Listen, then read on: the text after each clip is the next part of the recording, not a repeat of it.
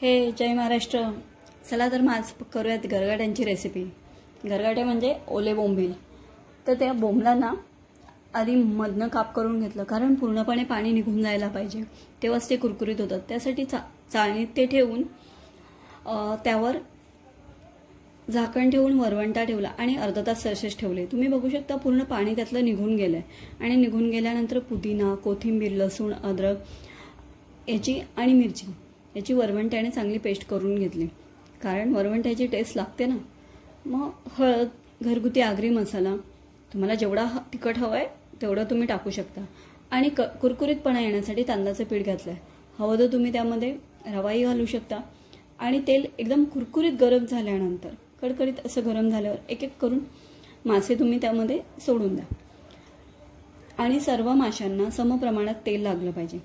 जर तेल लागलं नाही तर ते तव्याला चिटकून बसतात।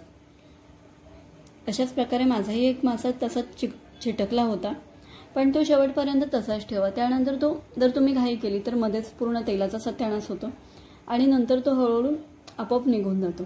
तर तुम्हाला ही गरगाट्यांची रेसिपी कशी वाटली आणि तुम्हाला आवडतात का गरगाटे खायला, नक्की कमेंटमध्ये सांगा आणि पुढच्या रेसिपीसाठी नक्की संडेला भेटूया।